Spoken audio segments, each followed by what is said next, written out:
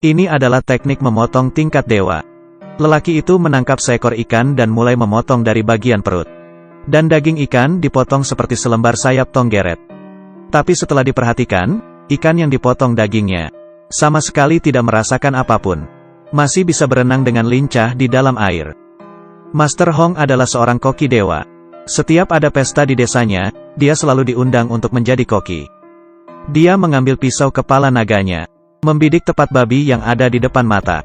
Sekali memotong, pisau akan mengelilingi tubuh babi, melewati tulang dan pembuluh darah, lalu berakhir keluar dari mulut babi. Tubuh babi terbagi dua, tulang dan daging semuanya terbelah. Tetapi pisaunya tidak terkena noda darah sedikitpun. Warga desa sangat terpukau. Tapi siapa sangka, di saat mereka melahapnya, tiba-tiba mereka merasa pusing, sakit perut dan muntah-muntah. Semuanya keracunan. Master Hong tidak mengerti. Semua sayur dimasak oleh dia sendiri. Mana mungkin ada salah? Oh ya, garam yang terakhir ditambahkan adalah pemberian muridnya. Dia yang ada di balik semua ini. Master Hong berang, dan mulai memukulnya. Murid tersebut akhirnya menyerah dan mengaku. Ternyata yang menyuruhnya adalah keponakan Master Hong. Sengaja mencelakainya untuk merebut pisau naga. Tapi masalah sudah terjadi, Master Hong harus menanggungnya. Kepala desa memukulnya dengan tongkat sampai terjatuh. Pisau naga yang merupakan simbol masa klan Hong juga terjatuh di lantai. Seketika kehilangan kilaunya dan menjadi berkarat. Dia diusir dari desa. Manusia yang memiliki keahlian yang luar biasa tapi tidak diterima dimanapun. Hati manusia memang licik. Master Hong pun datang ke kota. Dan menemukan sebuah restoran bernama Empat Lautan. Dia menghentikan langkahnya. Dan melihat totem yang ada di lantai. Dia teringat, ini adalah restoran yang dibuka oleh gurunya. Gurunya sudah lama meninggal. Sekarang restorannya dijaga oleh dua anak perempuannya. Setelah Master Hong masuk, si gadis bertanya kepadanya mau makan apa. Jawaban Master Hong membuat orang tercengang. Dia memesan kol rebus. Sayur ini terdengar simpel, tapi sangat menguji keahlian koki. Kepala koki tahu, ini pasti seorang ahli. Pada saat yang bersamaan, seorang preman juga datang ke restoran.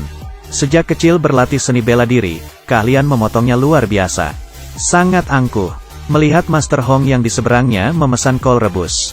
Merasa penasaran, juga ikut memesan. Saat kol rebus dihidangkan di atas meja, Master Hong mencicipinya. Dia hanya mengeluarkan dua kata, minta bon. Bos Cui Hua datang bertanya, apa ada yang tidak puas? Master Hong berkata, sungguh terlalu biasa, saya tidak puas sama sekali. Kepala koki emosi saat mendengarnya. Dan mengajaknya bertanding keahlian memasak. Kalau dia menang, kepala koki akan meninggalkan restoran.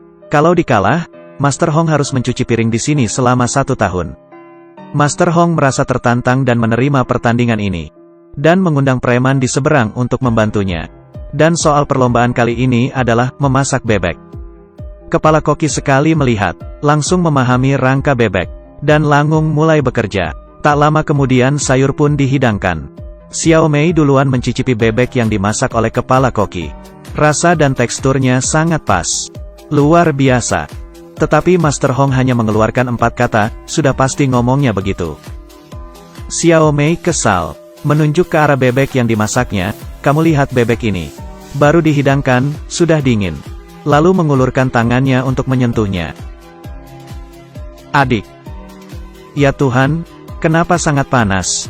Tiba-tiba kulit bebek robek, mengeluarkan panas dan suara mendesis.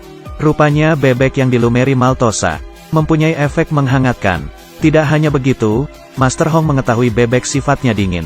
Saat melakukan kontak dengan pisau, daging bebek akan mengeras dengan cepat. Maka itu, saat memproses bebek yang diandalkan adalah tenaga dalam. Xiao Mei mencicipinya, langsung terkesan. Kepala koki mencicipinya, ekspresi berubah, langsung mengaku kalah, dan meninggalkan restoran. Sejak saat itu, Master Hong berhasil menjadi kepala koki di restoran. Bersama dengan si preman Awei.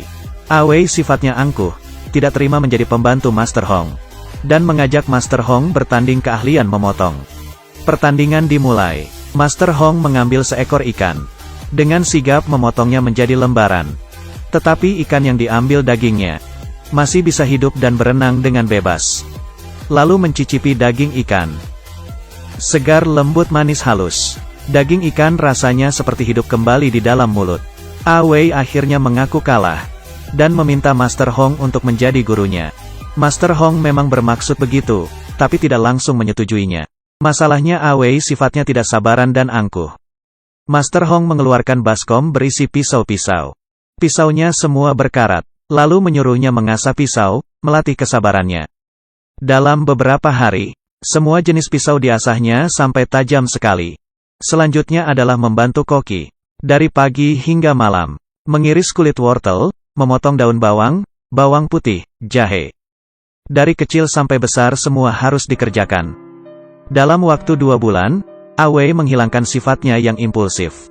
Master Hong akhirnya menerima dia menjadi murid, mengajarinya memasak. Yang pertama yang harus dipelajari adalah menggoreng telur. Masakan ini tampak mudah, tapi harus detail.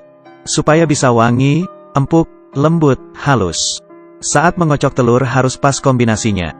Panci panas dan masukkan minyak, atur apinya. Semuanya membutuhkan pengalaman. Kalau Awei berhasil mempelajarinya, baru bisa lulus. Dengan adanya kerjasama antara Master Hong dan Awei, usaha di restoran semakin ramai setiap harinya. Hal ini menarik perhatian keponakannya.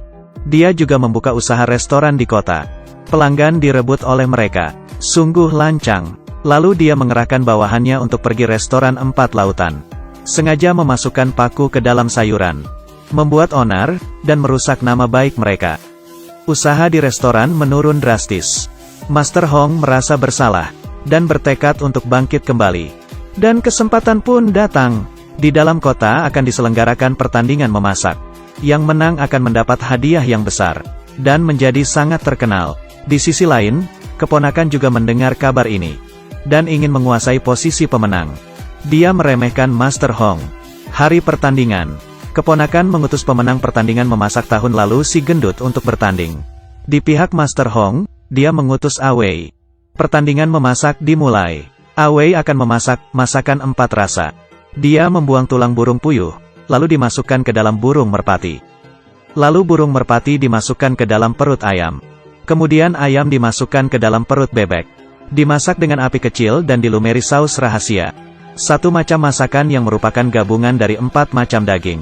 Dagingnya sempurna, sungguh keahlian yang luar biasa. Awei berhasil masuk ke babak final, bersama dengan tim si gendut. Soal untuk babak final, hanya ada 4 kata, memasak tanpa mengubah rasa.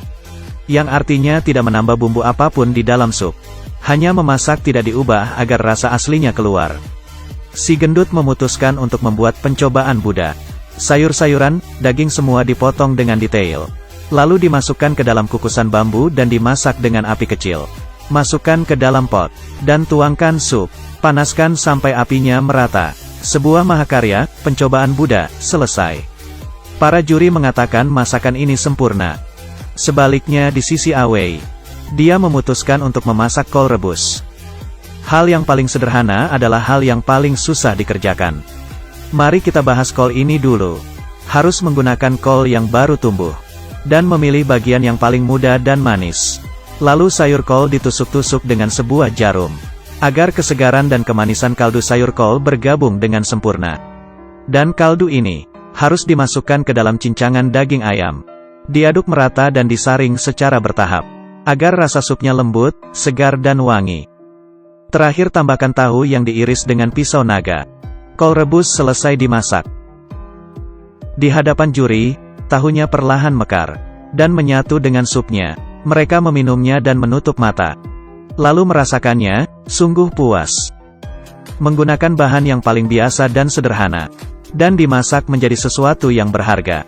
Ini baru namanya, memasak tanpa mengubah rasa. Si gendut tidak senang, maju dan mencicipinya, lalu melepas topi kokinya dan pergi tanpa berkata apapun. Akhirnya semua orang bertepuk tangan. Awei menjadi dewa koki dalam pertandingan tahun ini. Sebenarnya memasak itu sama dengan orang. Daripada hidup penuh perhitungan, lebih baik menjadi diri sendiri. Maka hidupmu akan bersinar.